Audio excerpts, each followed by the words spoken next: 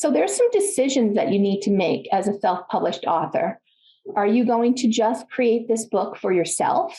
Meaning if it's a legacy project, maybe you've got a memoir that you want to write, but you only want to make it available for you, your kids and grandkids, then you can actually write and publish a book, but not have it shown to anybody except you. You can go on and order your books, print them for yourself, or do you want to make it available to others as well? That's something to think about. There's also a choice between print on demand, which is where you upload these files that come from your designer to Amazon, Ingram Spark, others like that. And then your book becomes available to people on Amazon. They can find it. If they choose to order your book, Amazon will actually print it and send it to them. That's what we mean by print on demand. When an order comes in, they print the book, they send it. Of course, they take their little cut for that, and then you get the royalties that remain. The other side of it would be going to a printer, maybe in the US or in China, and ordering in bulk. So you get 1,000 books. Now those books come to your home and you are selling those, or you're listing them on Amazon or other things like Shopify or eBay or whatever. So you are selling physical books. And it's not one or the other. So, some people can do both. You can actually have a print on demand version that goes out and gets sold, and you have less delivery, but you can also order some books for yourself too with an offset printer.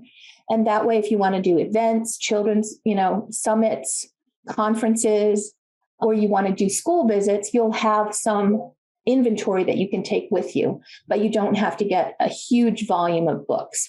So there's pros and cons to both of those. We talk about that in my course as well. And with my students, we dig deeper into that.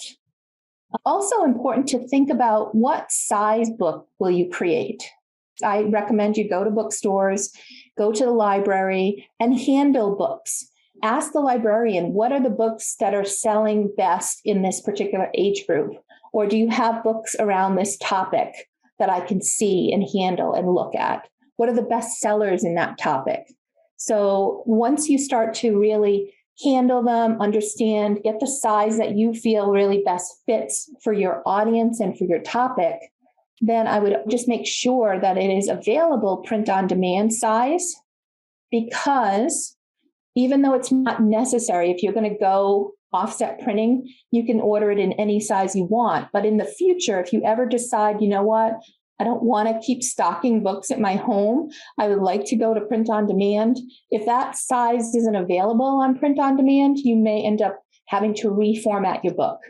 So just give that as part of the consideration as well, what sizes are available so that you can have the best of both worlds. And then what kind of a book will you create? Is it going to be an ebook, board book, paperback, hardcover, multiple of those? So you'll need to know that so that you can work on budgeting and pricing and working with your graphic designer so they know exactly what it is that you're trying to produce. And of course, your genre. It's an important thing to understand what genre that you're writing in. It's not just children's books, but it's, what subset or what niche are you going into within that? And to be able to do some research about what are the best sellers in there.